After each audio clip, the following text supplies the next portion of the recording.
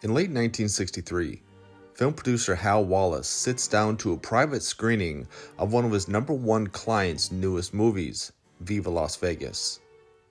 Wallace is seriously concerned over Elvis's change in appearance.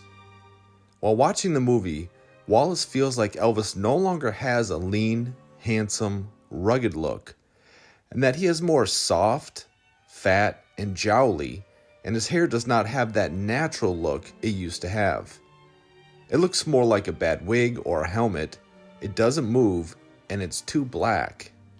Wallace is concerned that this new look Elvis has will not bode well for the upcoming movie slated in 1964, Roustabout, where Elvis plays a rebellious character clad in a black leather coat, riding a motorcycle.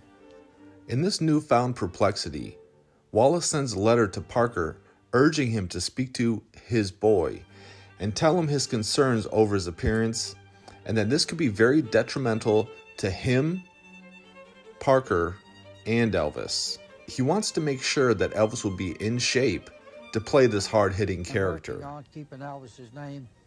Parker corresponds with Hal over the next few weeks and has Diskin type up a response telling him that he totally agrees and that Elvis will be told that he can no longer have his own hairdresser and to tell his production crew, meaning Wallace's, that their ideas and visions about Elvis's look on set will be only that of Hal's, because if they simply just ask Elvis, he'll tell them whatever he likes and not what's best for the picture. I don't know Elvis's exact response, but I'm guessing he wasn't amused. Elvis didn't like being told what to do, but I think you will agree with me that Elvis's hair does look a little more tousled and not as overly coiffed as it did in the mid-60s. And Elvis does look a bit leaner in this movie.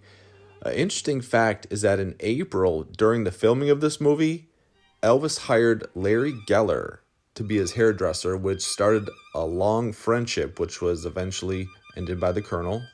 The movie Roustabout did surprisingly well, and the soundtrack, which was released in 1964, reached #1 in 1965. Later, he released Crying in the Chapel, and that went to #3. Now we're talking about during Beatlemania and the British invasion, like the Rolling Stones.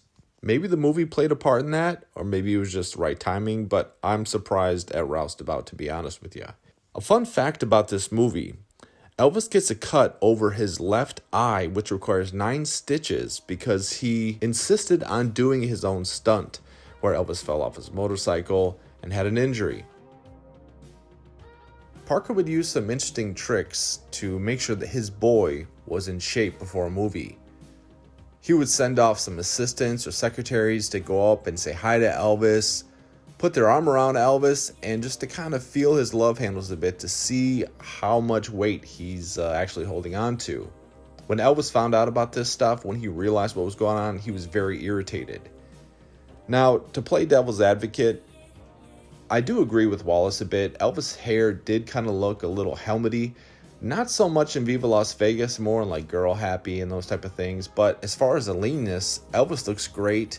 I think his hair looks great. Viva Las Vegas was one of Elvis's most successful films. I think people in Hollywood enjoyed having some control over Elvis.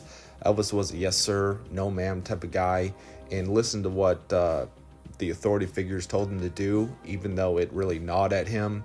Elvis deserved more respect, and you can tell from movies like Roustabout, Flaming Star, King Creole, that Elvis had a lot of natural ability that I believe could have made some money. Alright guys, well that's it for this video, taking place 1963 through about 1965. Some interesting tidbits about Elvis's life that not too many people know that I think are very fascinating. If you liked it, hit the like button, it helps to grow and expand the channel. Check out links to Patreon, my Bible and fitness page, which I have in the description of this video. Also, Elvis is the Man Shorts is a sister channel to Elvis is the Man. Hope to see you all there.